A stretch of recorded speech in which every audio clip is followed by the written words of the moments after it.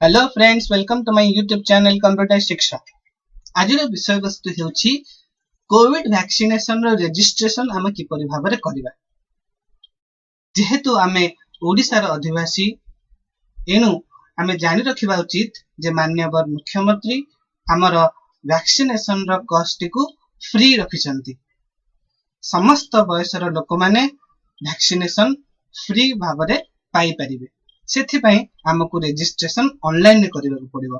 तेबे चलंतु सिखिबा एही registration T online रे आमे किपरि भाबरे करिबा। सेथि प्रति आपण माने सुनिश्चित करिथांतु जे आपनक डिवाइस रे इंटरनेट रो सुविधा उपलब्ध थिबो। तेबे चलंतु आपण प्रथमे सर्च इंजन जो अछि हमर से सर्च इंजन आपण ओपन करंतु। बहुत गुडे सर्च इंजन रहिछि, Google Chrome, Mozilla Firefox, Internet Explorer, Opera Mini, बहुत गुडे सर्च इंजन रहिछि। आपण जे कोनोसी सर्च इंजन व्यवहार करि परिबे, एथिरे कोनोसी असुविधा नाही। सर्च इंजन टी ओपन करिवा मात्रे आम पाखरे एही भली भाबरे गोटे इंटरफेस टी रहि जाइछि। एबे हमें cowin.gov.in टाइप करिबा।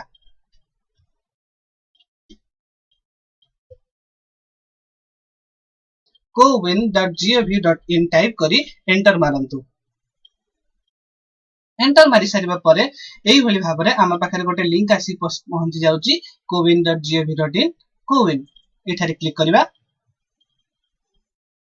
क्लिक करिबा मात्रे बंधुगण एही ministry of health and family welfare department रो गोटे ऑफिशियल वेब पेज आम पाखरे आसी खोली जाउची। एही वेब पेज टी खोली जिबा मात्रे राइट हैंड साइड कॉर्नर रे देखिबा रजिस्टर और साइन इन योरसेल्फ एठारे हमें क्लिक करिबा।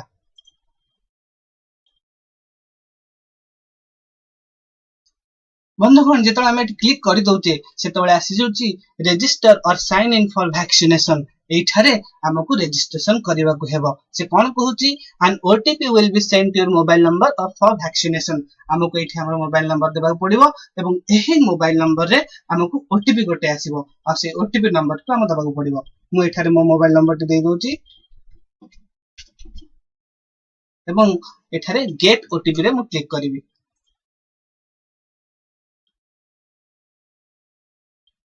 टिके अपेक्षा करिबा।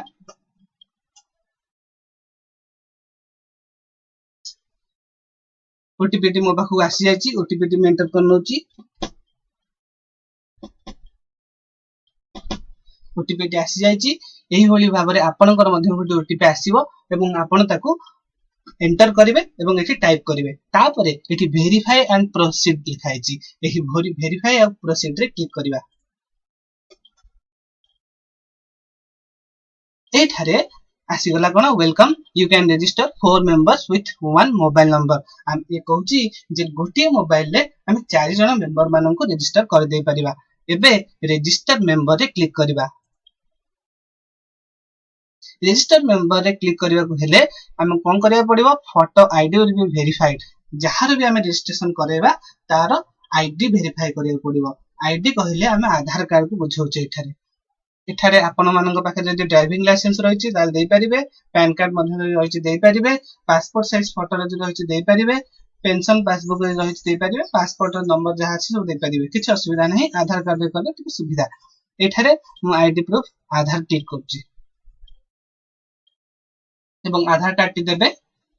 ता सहित नेम जहार जहा नेम रहिछि आपनक नेम देई परिबे एवं जदि अन्य कहार रजिस्ट्रेशन करिया चाहथिबे तांकर नामटी को आपण देई परिबे आज मेंशन इन आधार कार्ड। तापर तांकर जेंडर लिखिबे, डेट ऑफ बर्थ लिखिके रजिस्टर करिवे। एही भली भाबरे हमें रजिस्टर कर देई परिबा।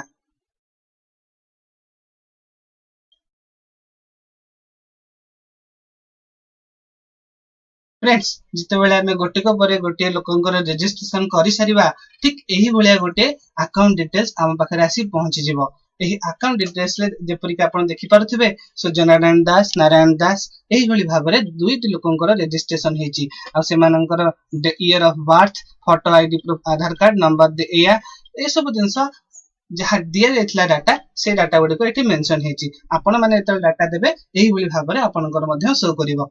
एबे एबे कोन करिबा ना शेड्यूल हमें मेंशन करिबा जे क्यों डेट रे एवं केते बेले हमें स्लॉट बुकिंग करिबा वैक्सीनेशन पई। एठा देखंतु शेड्यूल बोली गोटे रहिछि। ए शेड्यूल ले हमें क्लिक करिबा।